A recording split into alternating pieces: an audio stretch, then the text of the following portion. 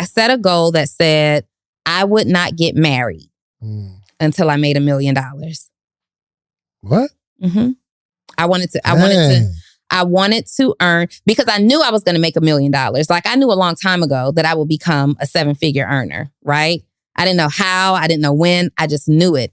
And I had been in situations where I had dated people before, and in dating them, they thought that they accelerated me in some way. And I'm like, yo, I was popping before you, son. Don't play these games with me, right? And so I identified in that moment, like, I wanted to bring something to the table. And for me to feel complete, I said, I'm not getting married until I make $1 million, because nobody will ever take credit for what I built. Now, who did it? Somebody come on in here and get you can take credit now. You can take credit. For sure. But I say that I was very serious, and I used to say it, and I think I've almost manifested. To be clear, I didn't make that 7 figures until last year. I think I manifested not being married. In fact, I'm sure of it until that happened. Oh, wow. Because now you're in a really good place. I'm in a really good place, and so is my personal life, right? Yeah. But all throughout my 20s, I used to say it not realizing I was manifesting it, like, y'all can have, because I would see my friends get married. My friends were getting married in their 20s. My friends were getting married very early on, and they're building these lives. And then my friends started getting divorced, and they're splitting things and in these nasty custody battles and nasty financial battles. And I'm like, yo, that is unattractive as heck. Like, I don't want to deal with that. I am going to I remember my friend had a business that she started. Husband was totally opposed to it. She started it while they were married. And she made a lot of money. When they got divorced, he asked for spousal support. So I wanted to bring my something to the table first.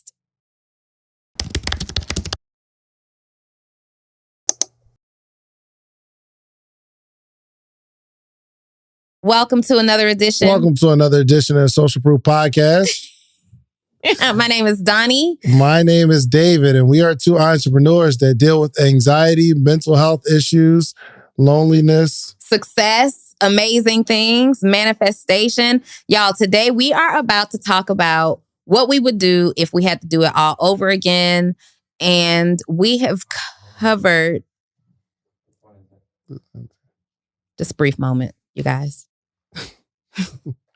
Production issues we deal with too. Yeah, for sure. It's still on. It must be one of the monitors. Whoop, there it is. There it is. All right, so we want to talk about what we would do if we had to start all over again, because David, sometimes we can give advice.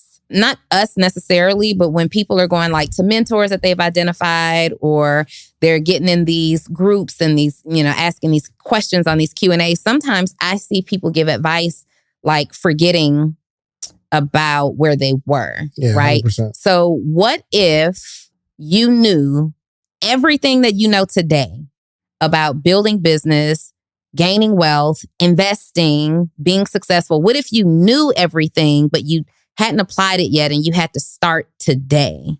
I'm trying to put myself in the mindset of Cheesecake Factory Shands. Shout out to Cheesecake Factory Shands. Cheesecake Factory needs to cater an episode. We mentioned them so much. We should have bit. They need to cater an event. We need a deal. First of all, Black Equity Con next year, Cheesecake Factory, what's up? What's up? What we doing? What's up? What we doing? If I had to start over, here's what's I would honestly probably start the same way, because where I am is a result of all of it. So started selling t-shirts with an idea of inspiration and motivation. Sleep is for suckers, like trying to help people identify that there's so many different ways to be sleep, right? So there are people that are sleepwalking. Like they're at work right now. They're listening to this right now. Sleep to who you are as a superhero. So we started putting that message on t-shirts, and I started selling not the t-shirt, but the message. And that went into kind of a natural progression of books. But through this whole time, I picked up a camera and started shooting my own content. So 2010, I made this video explaining the concept of sleep is for suckers and what it means and things of that nature, because everybody kept asking me what it means. So I picked up a camera and shot it. And then I did my own video. I was literally in my room by myself. My living room, actually. I shot that first video in my living room, but I started shooting. I was set up in my living room. I had a green screen in my living room. And started shooting these videos and shooting this content. And fast forward, all of that stuff helped today, but I would for sure pick up a camera. Okay. For sure. If I, Donni Wiggins, knew what I know now, but hadn't yet started, like let's just say like many of you are in all the courses, you're watching this podcast and all these other podcasts that's teaching you what you need, but you hadn't started anything. I would probably have started in the digital space. I started with clothing stores, right? I started with clothing stores. That's a good idea. I want to change my answer. I would have started in the digital space. It was just so much easier. Now, I loved my clothing stores and I always had this dream, and I still do, of seeing like my name or my brand in lights. Like I have to see it on a building somewhere. I want to pull up and I want to see that. But if I could do it all over again, knowing what I know today about business and success, I would start in the digital space, because where I am now, it has put me in a position that if I wanted to go and open a clothing store, I could do stress-free today, right? If it worked, it worked. If it didn't, I ain't tripping. You know what I mean? You want it to work, but back then, when me and my friend started this clothing store, we were really starting it out of duress. Like, she was getting money from her boyfriend at the time. I was working an $11 an hour job because we were coming off of the back of a recession. And I had moved in with my mom, and she was allowing me to take all my checks to figure life out. And so I was taking any money that I was making at $11 an hour, and we would just like buy inventory. We didn't have a store. We didn't know what was going to happen. We were just buying stuff, manifesting this store. And when we launched, we found this store. We live in Atlanta, Georgia. We found a store in Macon, where I lived at that time, it was about an hour and 10-minute drive to and from every single day. Right. We only did that because the rent was like, I want to say $600 a month for 1,000 square feet, or it was $1,000 a month for 600 square feet. One of the two. Really cheap rent. Whereas here, it was like, at that time, like $8,000 a month, $10,000 a month. So we didn't have the opportunity to do it. Today, I would start in the digital space, still doing what I did. So even though I opened that brick and mortar, I started on Facebook, taking people through my journey. The year or two before that, I had lost everything. If you don't know that story, go back to my very first episode, 52. I lost everything and I'm rebuilding. I was more afraid of hiding the fact that I lost everything and somebody be able to tell everybody that I lost everything. So I beat everybody to the punch. And I shared on Facebook, even at that time, this is 2010, I lost everything because I had to go to the food stamp office. And when I went to the food stamp office to get food stamps, my friend from high school, who was a co-cheerleader with me in high school, was the person who had to do my application. So I'm like, shucks, there goes this being discreet. Right? So I go to the food stamp office and I fill out that paperwork, and I just decided, like, I'm not going to let anybody beat me to the punch. I'm going to tell my own story. And so I share with everybody that I lost everything. And as we're building the store, we get the store, we're showing the process. We're documenting the process visually through Facebook pictures. At that time, there were no videos. Painting the walls. There was one damaged wall that we couldn't afford to get fixed. So we cut out magazine pictures of clothes and things that we liked and taking them through that process. But we really nickeled and dimed our way to successfully opening a store. I love it because I have the brick and mortar experience, but I would much rather I wish I would have known how to share my story 100% digitally first, grew it to where we're making the money that we are today, and then went back and opened a store. Yeah, I think some element, for sure. I would definitely would have jumped into the digital space sooner. But I still think I would probably pick up a camera. I would start shooting content. Like just understanding it, just being a creator, because that's one person that everybody relies on. Like even our podcast, right? There are people who are like in the digital space. They understand how to market. They have a great product. But they need podcasters who understand how to turn on the camera, create the content, build a platform that other people can stand on. Like I would 100% start being a photographer, a videographer, or whatever, but understanding content creation. And I think you would agree with this. I would have focused more on becoming something special. Mm-hmm. So I was average. I mean, I'm just this average guy selling t-shirts. I have an above average message. I have an incredible story. But I really wish I would have focused on becoming something amazing. Like, what are the elements that you've acquired First of all, creates this picture of Donni Wiggins of who you are today? You just made my mind do this. You just made my mind do this because, number one, couple of things. I don't want you guys to miss this. David and I both started as content creators before we knew what content creation was. We were content creators before we even knew that that was a thing. But my mind is just blown right now because I have always praised myself on being the one who could be a jack of all trades. I've always praised myself on being the one. Like there are some people who are just exceptions to the rule. And I've always said, I am the exception to the rule. Like I can do anything. I will teach people, like, let's just do one thing, right? Let's focus in one area and that's not what I really did. I didn't really focus on one thing at a time. Now, I didn't start to achieve freedom money, FU money, until I started to focus on one thing. But I was successful before that, right? It doesn't take making 7 figures to be successful. You can be successful at 6 figures. You define what success is. I was successful before that, but you just said, I really wish I would have taken the time to become special or great at something. And I'm thinking to myself, like, I have been, just like many people, trying to convince myself that I'm really a jack of all trades when what if 20 years ago, I would have just been focused on being great at one thing? Sure. Like, I remember there was a point in my life where I was making 6 figures for a long time. But I was, for a long time, not making 6 figures from one idea. I was doing this and this and this in my job and all of this stuff to make 6 figures. So I'm working all the time just to make this 6 figures because at that time, the only goal that I had was to make 6 figures. I hadn't identified or mapped out what my life needed to look like in order for me to actually enjoy that 6 figures, use that 6 figures, save that 6 figures, reinvest that 6 figures. The only thing that I could see was I got to make 6 figures. That was the only goal.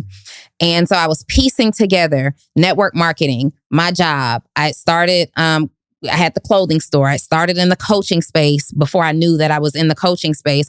All these things just to hit this monetary goal.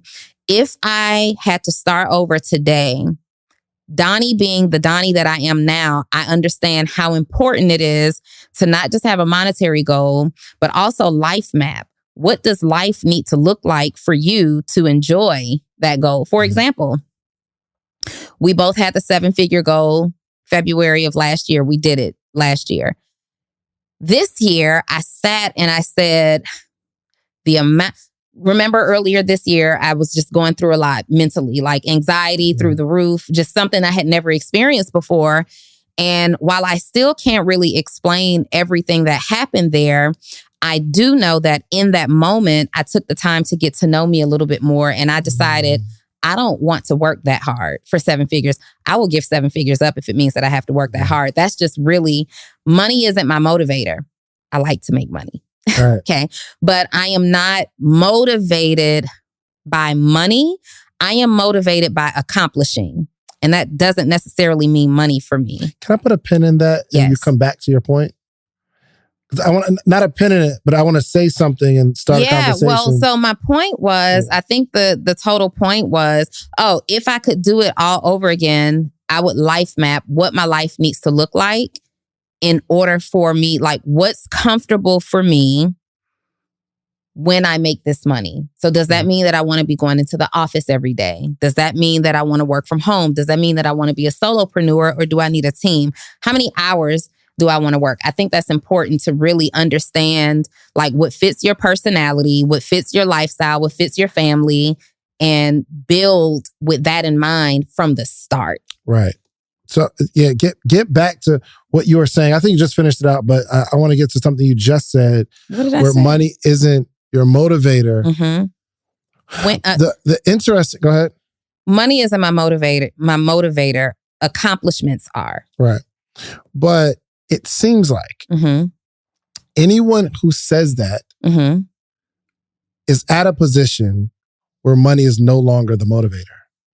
But it appears that, and maybe it's just, maybe you're a different case, but it seems like everybody who says that, including myself, money was the motivator to get the money, and then you have it, and now money is no longer the motivator. I agree. I don't disagree with that. So as I am thinking, I don't know, because I have always had goals and I wanted to achieve the goal, right? So open my clothing store, done. I never attached the clothing store to a monetary goal. I wanted to open the clothing store. At that time, I needed to get off my job. I wanted to be able to feed my daughter the way that we had been used to before we lost everything. And I wanted to drive up to my own place. Yeah. And as long as I could do that, I was happy. The moment that started to become a challenge, I was unhappy, right? But I never attached a monetary goal to it. When I was involved in network marketing, there are these like leadership levels that you have to achieve. So diamond is one of them, or whatever the leadership level was. And I remember wanting to be a leadership level very early in my network marketing career. I just wanted to hit that level because I wanted to walk up to the front of the room. Yeah. It had nothing to do with the money that they made. I think though, the Donni that I know, here's the thing. I think we get what we are.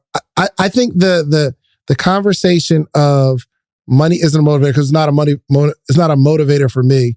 But when money was a motivator, it motivated me to go get some money. You feel me?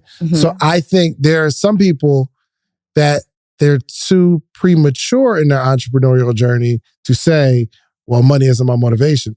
And that might be cool, but just expect you probably won't get much. You probably won't get much. Money is more of a requirement to me than a motivator. Like, I know what I require financially to live the life that I want to live. Yeah. Like, if you've never had any money, don't get me wrong, go out and get some money. Go get some money. And then decide if it's your And then decide if that motivates you or it doesn't. Do you know what really motivated me? I've just liked being, like, when I sold cars, I was the number one salesperson. In my real estate office, I was like one of the top realtors. Like, I just like winning, right?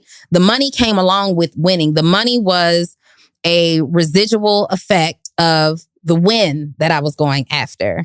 I didn't associate it, but one thing, and maybe it was a few, but one thing that I can clearly remember transformed my thought process into, I got to get this money, was I remember when I remember a period in life.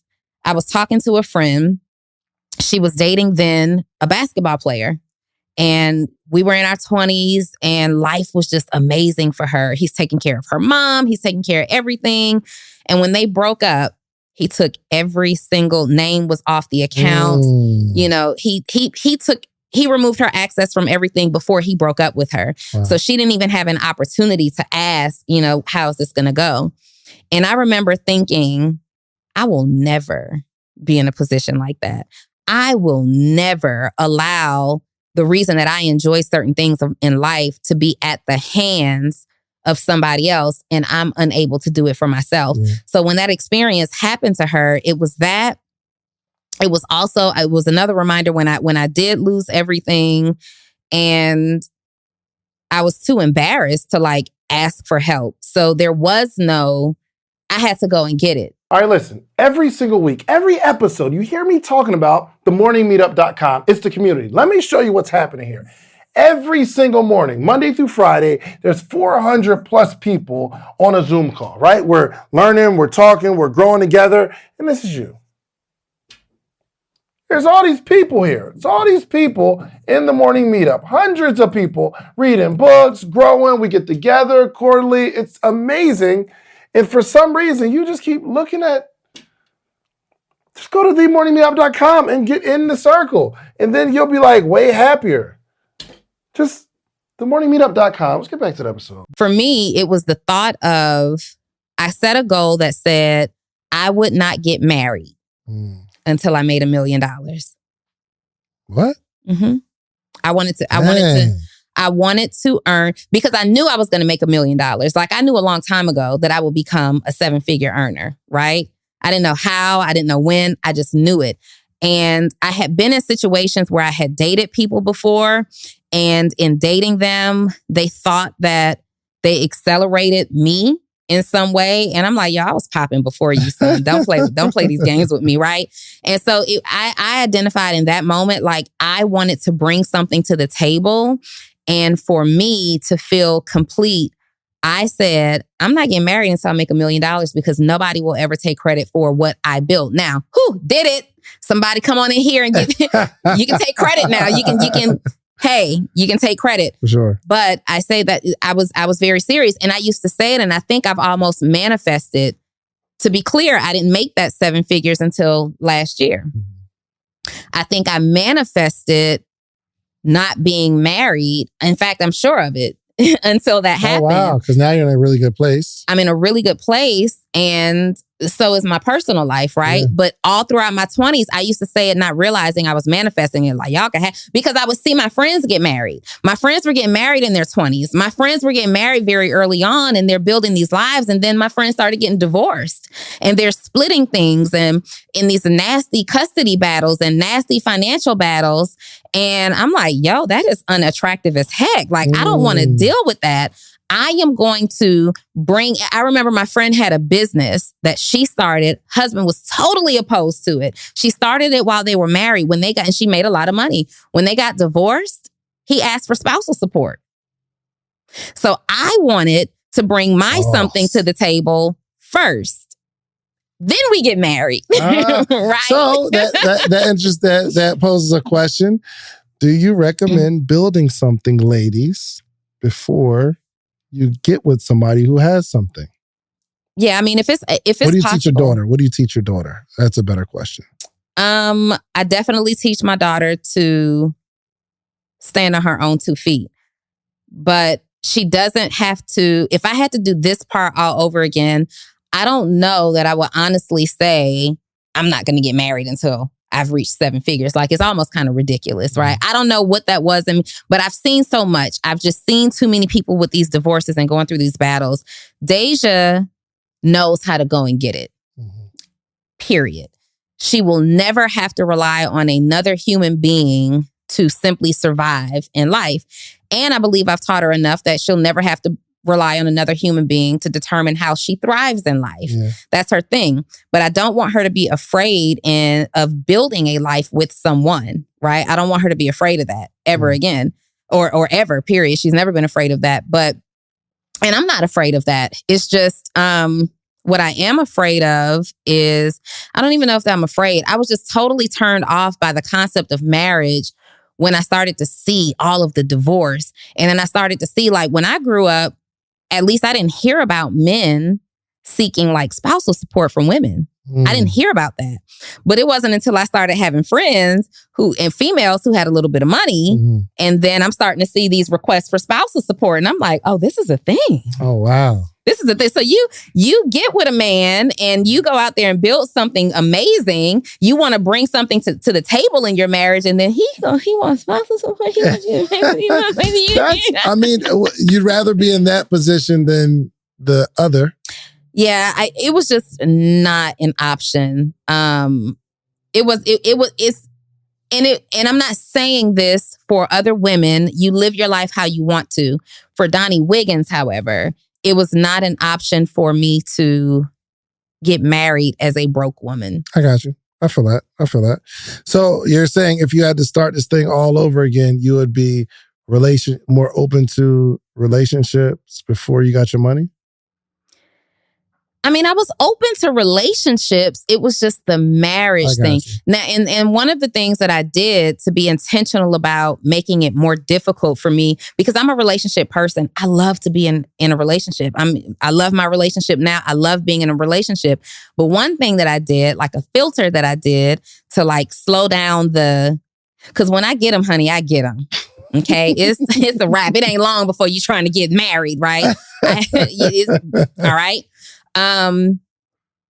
One of the filters that I put in place was that I didn't date seriously in Atlanta. I only did long distance relationships for like almost 10 years. Mm-hmm. Intentionally. Super intentional. Where do you live? Oh, dang. You fine, but I mean, I would go on a date and, but I would not engage with anybody on a serious level in Atlanta. Because I just didn't want that kind of distraction. I would always date long distance. And with the long distance thing, there was one situation that became very serious, but it ended because I wasn't willing to relocate. Neither was he. Gotcha. We both had, stuff going on. So that was that.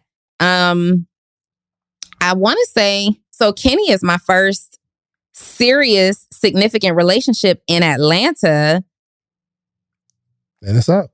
In freaking 10 years, I think. That's crazy. Yep. So, wow. But, that relationship is also on a different level. So if I had to do it all over again, dating just wasn't the priority for me. Like dating, yes. Serious marriage mindset just was not the priority. It was a priority for me before Deja was born, her father and I were engaged to be married, and marriage was a priority for me at that time. When we broke up, we had purchased the house. When we broke up, it became a matter of technically who gets the house. He didn't press me for the house. I kept the house, right? He moved, he did his thing, but instantly it went from a 2-income household to a 1-income household, even though he's always done what he needs to do for Deja, but still it's a difference, right? It immediately went to that. It immediately went to if something is broken, it's my responsibility to get it fixed and all this stuff. So when that relationship ended, I'm like, the adjustment was so hard for me and for Deja and for him that marriage was off the table for me. I'm not interested in getting engaged again. I want to get my life together. So when I am ready and when that person does come, and if marriage is on the table, and if like all these other people I see, it doesn't work out, at least money isn't the one thing I got to be concerned about. Sure. I like that. Okay. I think this is giving some people some insight and some things to think about. Mm-hmm. Because I know there are a lot of women, let's say, and men that are so caught up in this person that it becomes a distraction for the business. Mm-hmm. And Grant Cardone said something during our interview that I'll never, ever forget. He said, I told my wife up front, he said, I will never beat on you. He said, I will never cheat on you. He said, I'm never going to disrespect you, but I'm not giving up my dream for you. He said that up front.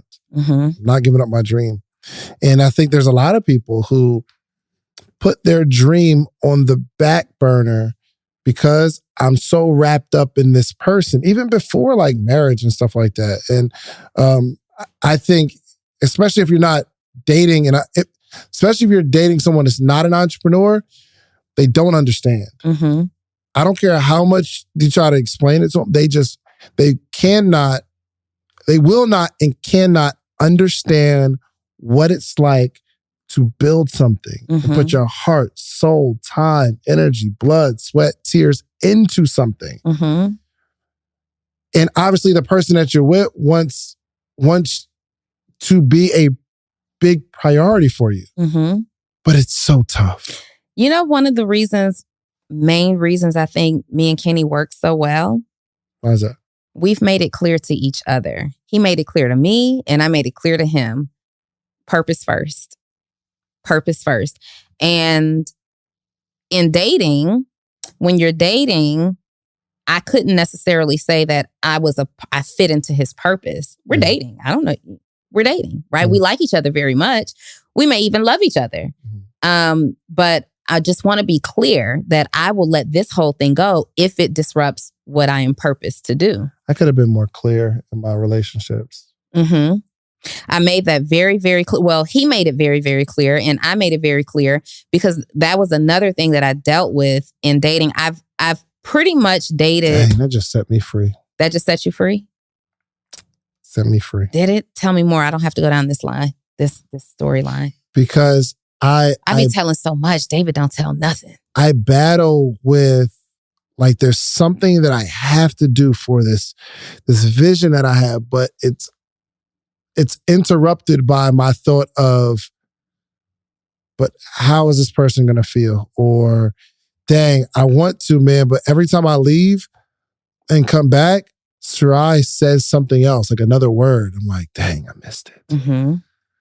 But this, as an entrepreneur, if you're dating an entrepreneur, there's one thing that makes this person happy, an uncomparable happiness. And that's actually building. Incomparable. Can't let you go out like that. Incomparable happiness is building something special, building the thing that's in your head. And you start seeing progress. There's nothing. There's no happiness like it, right? There's a happiness when I'm spending time with my daughter, like, and there's no happiness like that. There's a time. There's a joy that I get when I'm playing basketball or Monopoly with my friends or whatever. There's no happiness, just like all of that. Being an entrepreneur, especially for how long I've been. I can't really compromise that, but I haven't expressed it to the people that I love. Like not even like my wife, but in the past, I've not said it and been okay knowing that this is something that makes me happy. And I got to do this. And but it's deeper. It's not even this is something that makes me happy. This is something that I can't escape. I can't escape this. This is what, like, everybody has a purpose. The lucky people are those who discover what that purpose is, right? The luckiest people are the special people are the people who answer the calling of that purpose. Like, some people know what their purpose to do, but they're running away from it. They won't answer the call. The special people pick up the phone and they answer that call of what that purpose is supposed to be. And this has nothing to do with my happiness. It just doesn't. This is what I'm supposed to do. God called me to impact people the way that I impact people. I cannot refute that. And anybody, mom, daughter, significant other, friend, who attempts to make me feel guilty for that, I got to put you on ice for a minute. Like, in this season, until, and maybe I hadn't done a good job showing you exactly how you fit into your purpose. Because when you're so purpose driven, sometimes people feel like, oh, all he does or all she does is work. I don't fit in. I don't have a place. Okay, cool. Let's solve that. Let me really sit down and get clear in my purpose and figure out how you fit into this so I can communicate that to you and you have a clear understanding. I wish I had a chance to talk to Coretta Scott King. Oh, yes. This man, her husband, is out there every single day fighting the fight. Or Betty Shabazz, or like, I don't know, Michelle Obama, or like anybody who has been the supporting backbone to a person that's going to change the world. I want to have those type of conversations. I would love to have those conversations. I almost feel bad for saying this, but I admire Martin Luther King Jr. and Coretta Scott for their contribution to the world. I admire them. There's no question about that. Martin Luther King Jr. and Coretta Scott, they're heroes. I don't admire their marriage. But how can you, when you have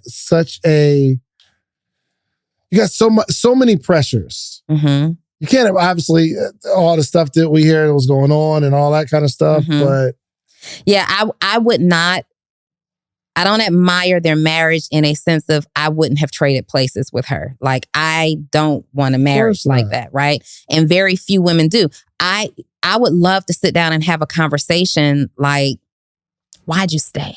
Mm-hmm. You're dealing with death threats. People actually trying to take your husband's life. You're right next to him, could have taken your life. Now you've got kids. And then you're dealing with an infidelity issue.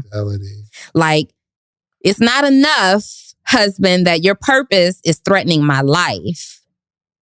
Now I got to deal with infidelity issues. I just want to know, like, did you feel like you were so connected to his purpose and you were living your purpose and that was more important than, like, some people I've talked to, older couples especially, that may be like especially. I've talked to older couples that have been married for like 40, 50 years. And there are some women who I've literally heard say, honey, you'll go through so much and you'll experience so much in life and you'll do so much together that the infidelity is minor. I don't know that I feel that way, right?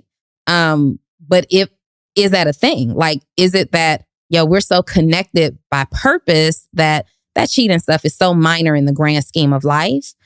I don't feel that way today, but I would love to have had that conversation to say, man, that was a great thing that you guys did. And he's one of my top 3 heroes for sure. No questions asked. But this is, for me, it's a clear situation where you separate the man from the mission. Yeah. Do you think Coretta may have said something to the effect of, I had to because that was her duty? Imagine her leaving. What that could have potentially done to us as a people. Yeah. That's what I mean. Like, was the purpose so much bigger in comparison to infidelity that the infidelity just didn't matter? Like, were you more concerned with the fact that if I leave, what message does this send? So today, I would love that conversation that you're talking about having. I would love to have it with Mr. and Mrs. Obama. We don't know what's happening in their personal life, but as of right now, they have the ideal situation. They have literally ruled this country. They are college sweethearts. They have built something together. He loves her. She loves him. They are super outward and open about their expression of love. They have kids that have grown. They're like the first White House kids that did not just go and be a complete embarrassment. They seem like the blueprint. Yeah, for sure. I don't know about historical. What about? I don't know. Well, name some White House kids that weren't an embarrassment. I don't know. The Clintons, they all right, right? What? No? No. Oh, wow. And not only are we can't even use them because, Monica. Yeah, but that was him. That's him. But no, their kids had some issues. And not necessarily bad, but what I mean is the Obamas, as we know them so far, right now, I don't know what's going to come out 50 years from now, but who we know today, they're like the blueprint. If their lifestyle is your thing, their lifestyle happens to be my thing, right? So for me, they're like a blueprint. I'm like, okay, how? Because you see so many situations where you have, especially like in my own relationship, you have a powerful man and you have a powerful woman who impact the world together, our parts of the world. Many people will lead you to believe that that's impossible. And as a woman, you have to kind of just push your purpose to the side and help your man do his thing. When there is a way that if you really understand purpose and if you really sit down and take the time to figure out what that is, like Kenny and I even had that back and forth at one point, like early in our relationship, like, well, this is my purpose. Well, this is my purpose. And this is my purpose. And this is and then one day it's like, yeah, we're saying the same thing. Yeah. We're saying the same thing. And do you know how powerful we can be if we just do this together and support each other together? We have our own separate businesses, but the mission is the same. Yeah. And I think that will relieve a lot of people who feel like maybe I didn't do a great job at communicating. When really, if you just sit down and really think about what is she saying? What is he saying? What do they feel like their purpose to be? If there is some synergy there, just accomplish the mission together. 100%. Listen, if I was going to teach you how to make $1 million, would you give me 10,000? Like if I had a course teach you how to make $1 million a year positive, you're going to make $1 million, would you give me 10,000? Of course you would. It's no brainer, right? So in a calendar year, we make 7 figures with the podcast. But there's 21 things that I extracted from that you're going to need to launch your podcast. But I only got time to give you 3 right now. One is you need a distribution platform. The distribution platform is what you upload your podcast to. That platform sends it to Spotify, Apple, Google Play, so that your supporters can actually listen to your podcast. You're also going to need a microphone. You need a really good microphone so it's crispy audio. And 3, you need an income strategy. This is not necessarily a hobby, unless you're going to make it a hobby. But I can teach you how I made the 7 figures with these 21 things. Now, the good news is you don't have to give me 10,000. My ebook is only $37, okay? So listen, go to podcastebook.com and get the 21 things that you need. And I can explain it in detail, all the things that you need, okay? Podcastebook.com. Let's get to the episode. I think this goes back to one of the things you were saying. You asked, what would you do if you had to do it all over? Mm-hmm. And this goes to the essence of what I was saying when I said I would focus on becoming something special. Because if you are focused on becoming something special, becoming somebody powerful, becoming somebody knowledgeable, somebody that like gets stuff done and is, looking to rise to the top of whatever it is that you do, I think it doesn't matter who you're with because the focus is to become something. Mm-hmm. Like personal development, it's just so underrated. Mm-hmm. And we mindset training is so underrated, but like not the skill of doing something, but becoming a resourceful person. Mm-hmm. You know what I mean? Becoming a thinker, becoming good at communication, or like just really, I would have for sure focused on becoming really, really, really good at something. Yeah. Whatever that's going to be. Yeah. And everything is always in hindsight looking a whole lot better than it happens in real life. I know I would have taken a whole lot more time getting clear early on. Yeah. Because sometimes it's really easy to mistake things that you're good at for what you're purposed to do. Mm-hmm. I'm good at a lot of stuff, but I'm not purposed to do that, right? Can I have an argument? Sure. I don't know. I think, okay. Purpose. Here we go. Is overrated. Tell me more. That's a soundbite for you. Maybe we'll name this episode "Purpose is Overrated." Tell me more. You are operating in your purpose, so to speak. But if you are operating in what you call purpose long enough, most of the time, it changes. Do you think that the purpose changes, or do you think that the vehicle that you use to achieve that thing changes? I think the purpose changes. So let's say, for instance, what do you think? Do you think, what would you say my purpose is? If you had to give me something. I think that your purpose, I can't speak for you about what you think, just on the surface, if you had to pick one. Yeah. I think that you are a community leader. Mm-hmm. I think that you are purposed to lead a community of people, and you do that through community and connectivity. True. Mm-hmm. I like it. I think if I did it long enough, eventually I just wouldn't want to do it anymore. Or as you accomplish something, the purpose becomes something else. Well, I was going to say, it's not that you don't want to do it anymore. Maybe you accomplish something. So let's just say, for example... So is purpose based on a time frame or a season or a window of time? No. So I just looked up the actual definition of purpose. And it is the reason for which something is done or created, or for which something exists. Okay. Right? So there are reasons for which you do the morning meetup. There's a reason in which you exist. And if we go down that lane, we'll probably get into a religious conversation or a spiritual conversation. And I kind of want to not do that right now. But we all know that there's a reason that we exist. And for the most part, if I can say, I believe that the reason that we exist is to spread, to live a life in a way that validates and spreads the goodness of God, right? And we have found our own special way to do that. I believe that my purpose is connected to helping people decide to live a life above average, like not to settle in their lives. And that's something that I have always done, from when I was selling real estate, from when I was selling cars, from when I, had my clothing store. Like for me, I couldn't just own a clothing store and just sell dresses. The same thing. You couldn't just own a kiosk and just sell t-shirts.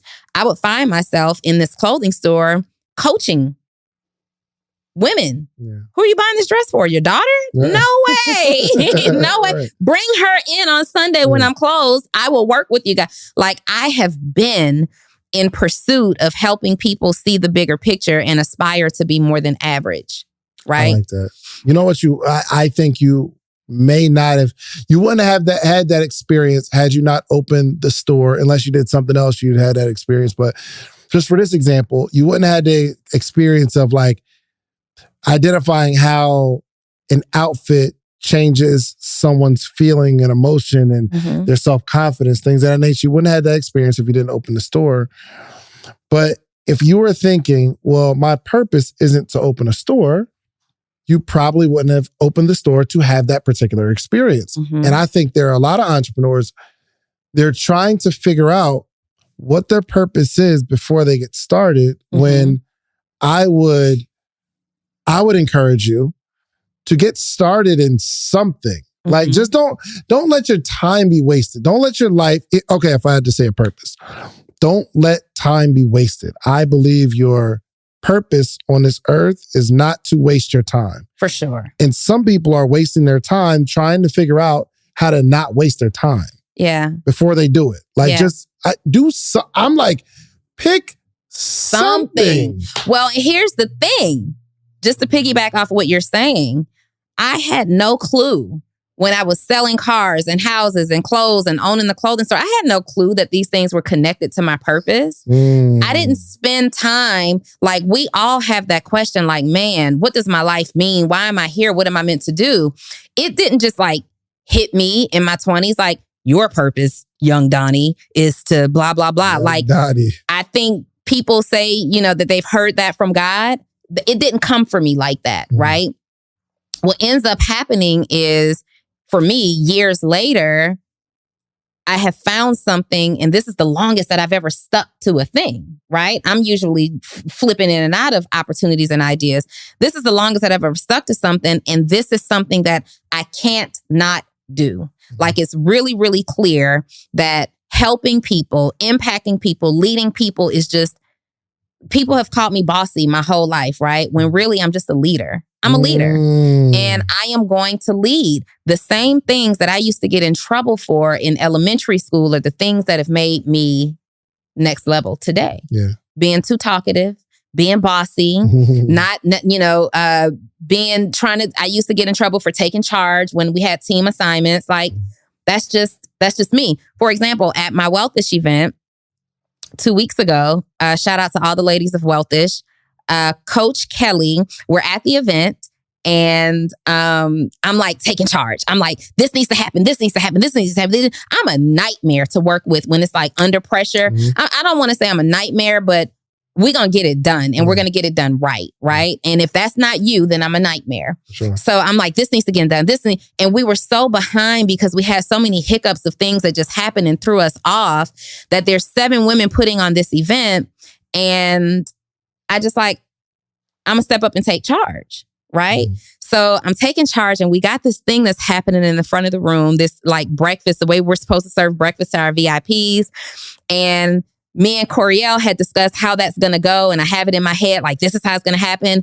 And then Coach Kelly comes in and she like makes it happen a different way. And I'm like, no, they were supposed to. And she's like, Donni, calm down. Let me help.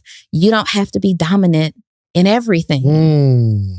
And that resonated. I'm like, Coach Kelly, you're right. And the way Coach Kelly talked, first off, is not offensive. Anybody else said it, you might have bucked back. Yo, what you mean? The way Coach Kelly talked, she's so motherly and nurturing. When she talks, I feel like there are arms. There's arms wrapped around you. And Coach Kelly has this Southern twang, right? She's got this Southern twang that just, and Donni, just let me help you in this. She's like, let me help. She's really, Donni, let me help you in this. Yeah. You don't have to be so dominant in everything. You handle what you're handling and let me handle this. It'll be fine. Trust me. And in that moment, I was like, okay, Coach Kelly. Okay. Let your man say that. You ain't got to be so dominant. You're like, what? Now I'm masculine. Now I got masculine energy. Yeah, but it was, I was reminded. But the thing is, most people are afraid to say, I'll take ownership of this. I'm going to take charge, right? I'll take the lead on this rather. And I'm not. And these are things that got me in trouble over the years. But if I was super passive, I wouldn't be who I am today, right? Brings me back to my point. Purpose for many people doesn't just slap you in the face until it slaps you in the face. Yeah. And so in order for me, the way that I found my purpose was trying a whole bunch of things, a whole bunch of stuff. I have tried a whole bunch of stuff. And even in the worst things that I have tried, I have found myself trying to help the others that were trying this thing with me or involved in this thing with me. Like, you could be doing something different. You could be doing, why don't you try this? Why don't this? That I have always been that person that helped to shift other people's perspectives, to consider a different path, to consider a different opportunity, to consider new goals. And that is just who I am. So when you're on your journey, like, you can't say, I'm not going to do this because I don't know what my purpose is. Just do it. Just do it. The real estate, the cars, the clothes, the network marketing, coaching, and what I do now, at the end of the day, it's believing bigger. Yeah. When people came in to get that Denali and they were scared to do their loan application, hey, calm down. You make the money. Mm-hmm. You've got decent credit. What are you so afraid of? I'm encouraging them to think different. When women were coming in my clothing store not feeling great, I'm encouraging them to think different. When people were scared to move in certain neighborhoods, I'm encouraging them to think. And what I do right now, I am encouraging people to do different to get a better result. That is the common denominator. When you think about what you actually, it's not selling cars. I didn't just sell cars. I didn't just sell houses. You're not just working at the mall. There's something special about you. Maybe you go above and beyond in customer service. Maybe you're consistently a top salesperson and you are dynamic at closing big deals. Like, there's something special that no matter what it is that you've tried or you do, there's a common denominator that is likely attached to your purpose. 100%. I will 100% agree with that.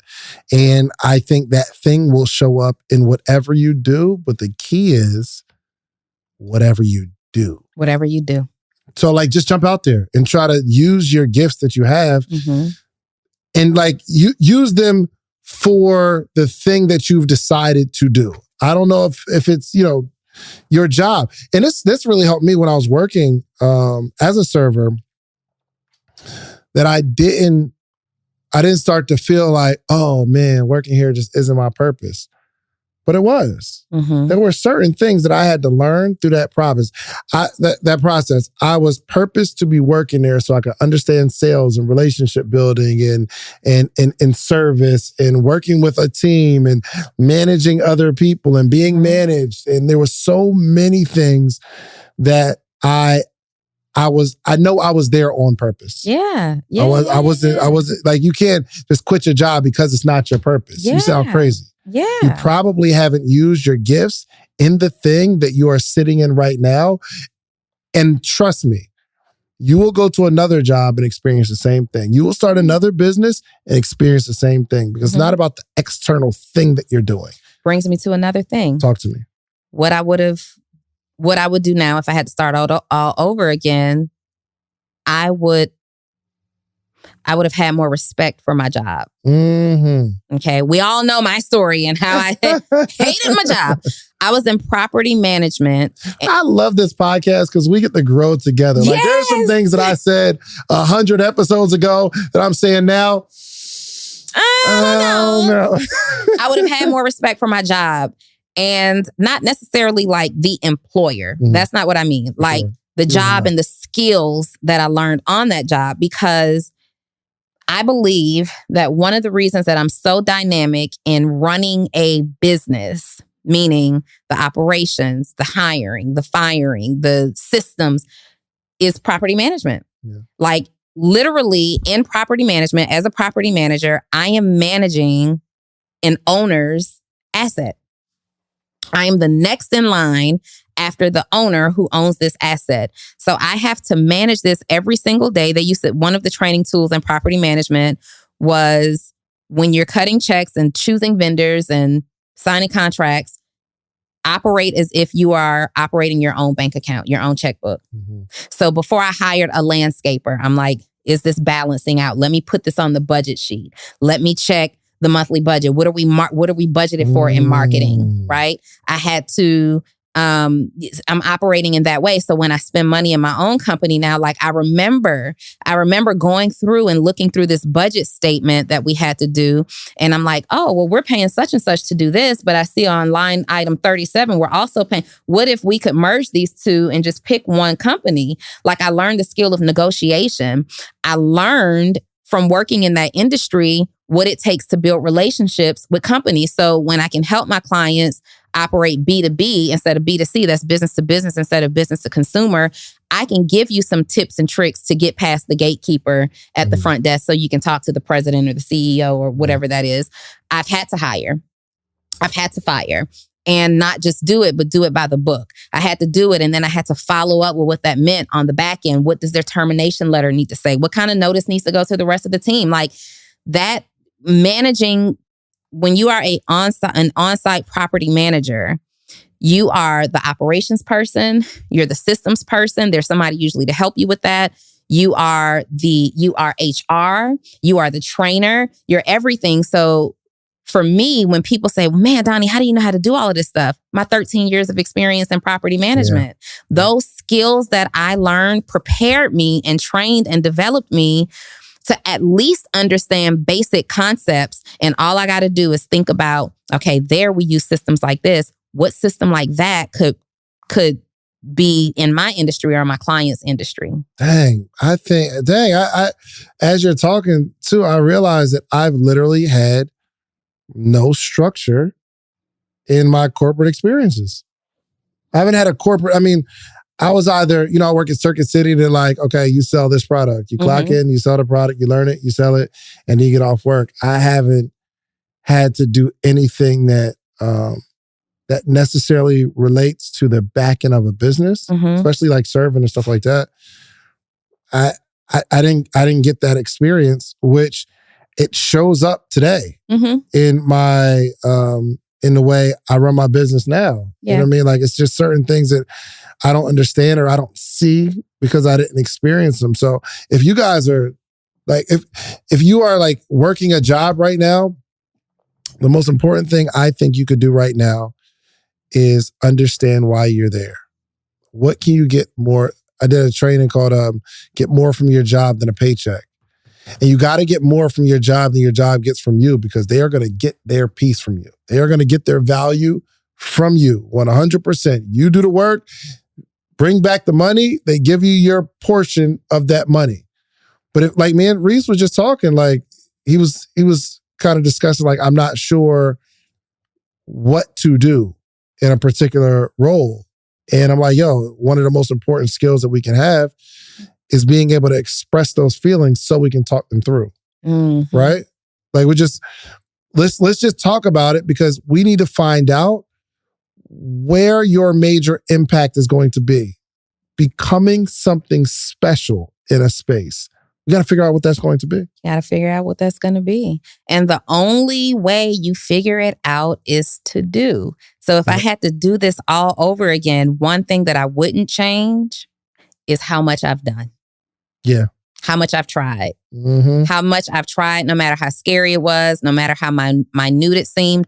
I didn't realize that my career in property management would train me to be a dynamic. I am a COO, but I'm a COO at heart. I'm a CEO, but I'm a COO at heart. Mm-hmm. And it's the 13 years that I spent in property management being the operator of somebody else's asset. Like, you just can't see me there. Yeah. You know what we didn't get a chance to get either? Is imagine us working for somebody like us earlier on. Mm-hmm. Imagine you 15 years ago working for Donni Wiggins. Yeah, it would be a nightmare. Yeah, it would be a nightmare. I worked for an entrepreneur when I did mortgage loans. I was a real estate agent and I did the mortgage loan too. What's up? When I worked for mortgage loans, I worked for an entrepreneur. And this was kind of, I had taken a break in property management thinking that I would go full-fledged into real estate. And it was probably one of the most insightful yet challenging jobs I've ever had to take because they had absolutely no structure. And I would see how they were doing things as simple as managing files. Like in real estate, there are rules, like there are laws that say you have to maintain a file in this order for X period of time. And I would see how their files were just like thrown all over the office. And I'm like, oh my God, if somebody came in here and audited us, like if the board came in, we'd be shut down. And so I found myself in that role spending more time getting them organizationally together than processing loans, right?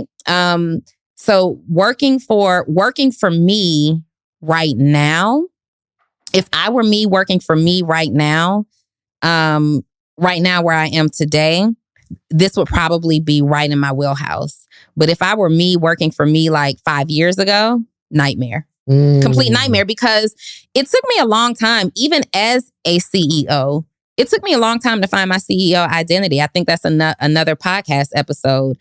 I was a CEO who didn't know my CEO identity. Explain that. I was just running a business. Yeah. I was just doing things. I was a talent. I'm the coach. I'm this, I'm that, and the other. I didn't realize what my special sauce was until 2 years ago. Yeah.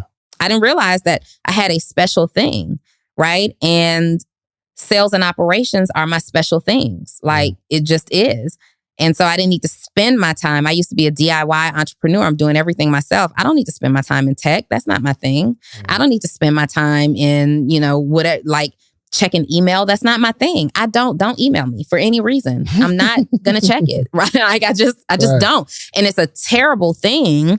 I don't have an assistant. I need to hire an assistant because it really is a terrible thing. I'm sure there's hundreds of thousands of dollars in my email. Yeah. That's not where I spend my time. That's not my zone of genius.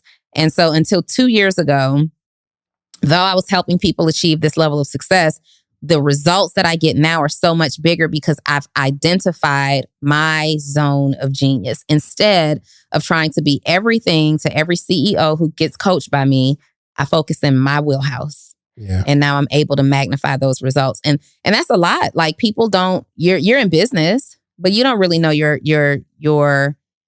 identity. You hadn't discovered who you are and where you actually thrive, what your special sauce is as a CEO. Yeah. Just like for you, it took a minute for you to realize that what you essentially do is connect people.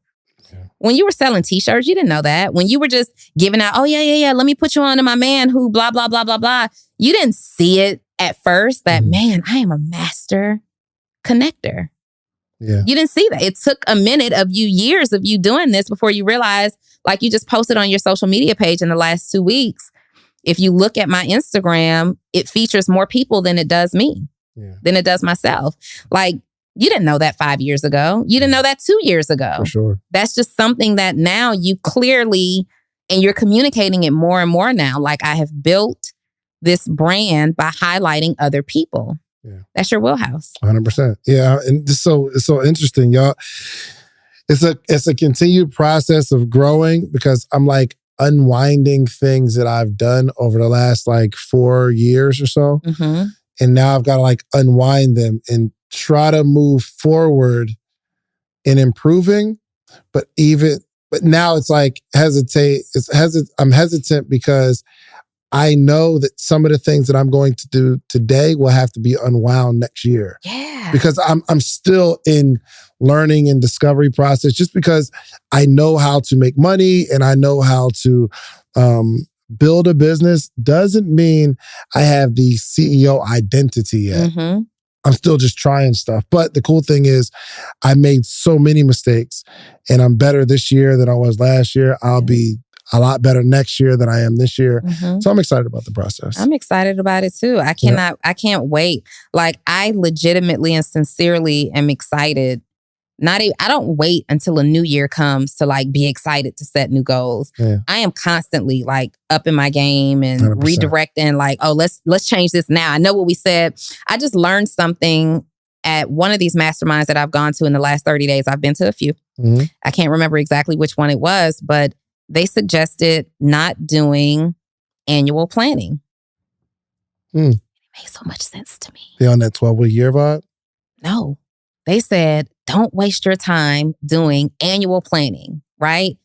And at first I'm like, what kind of guidance is this? This is a scam? This is terrible advice. And they said that instead, what they do is three-year planning minimally, at maximum 5-year.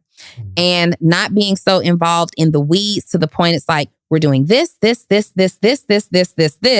to accomplish this 1-year goal. Instead, what's the big picture that you want to see your company achieve in the next 3 years?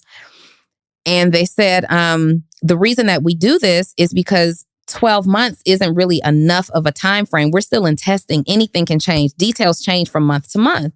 But over the course of 3 years, if you say, my goal in the next 3 years is to make $10 million, then even with all the pivots that happen year to year, you can still create a pathway to get to that $10 million. Whereas if you're so focused on this year, you can't even see that $10 million because you're stuck on the 3.5 that you have to make this year. And how much time did you spend planning for 2020 at the end of 2019? All the events that you were going to do. All the masterminds you were going to do, all the small events, all the brunches, all the empowerment brunches. I'm asking y'all this. How much time did you spend planning for 2020 in 2019? And then look what happened in 2020. The world shut down. And all those plans that you spent, you were so focused on these 12 months, all those plans that you put in place, we had to do an immediate pivot. And for you, because you were so focused on this 12-month goal, many people struggled to pivot and went out of business, or many people struggled to pivot and didn't hit the goals. We're super far from the goals that they had created for that 12-month period of time because they were so focused on what happens in January and February instead of maybe considering creating a bigger picture.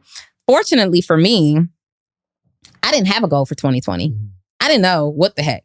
Like, we just in this thing, right? I didn't necessarily create. I didn't have because at that time, you only know what you know, right? The only thing that I wanted to do was I knew that I needed to create my signature course because I was teaching the same thing live over and over to all these clients. I wanted to eliminate that, like the basics of starting a course or starting a coaching program and put that in a course. That's all I knew. That was it. And we still did that. It didn't require me to be anywhere. But as I think about when he said that, I've always had bigger picture goals. I ultimately know where the brand is going. So even if another pandemic came, it doesn't change where the brand is going. It just changes what I have to do today. 100%. So if I had to start all over again, I would create bigger picture goals with small picture milestones, maybe, and learn to be more flexible. I love it. Hey, I want to close it out with this message. Then we kind of share people how they can contact us. If you had to start all over today, figure out what you would do and start all over tomorrow. Ooh, that's going to be an Instagram clip right there. You feel me? Hey, you guys, I just wanted to share a very serious message with you. Oh my gosh. Here we go. Donni, how can they rock with you, man? You guys, you can get me a couple of different ways. Donni Wiggins _ you'll see it in the description. You'll see it all over this video. But most importantly, if you want to start right now where you are and you're like, you know what? I know a thing or two about a thing or two. How can I become a coach like Donni, a consultant, or a course creator? I need to be developed from the beginning.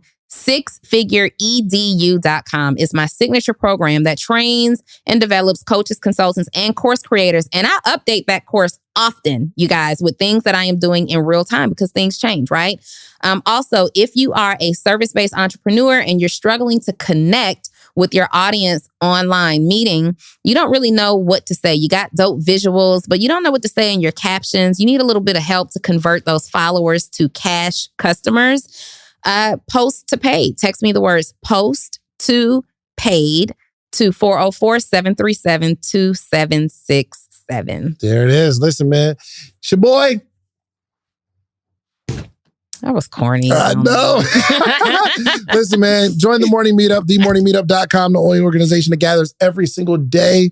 If you're an entrepreneur, you want to grow, you want to be a part of our book club, you want to get access to like all of our courses. I have a $2,000 course that teaches people how to start, grow, and monetize a podcast. And I put everything I had into that course.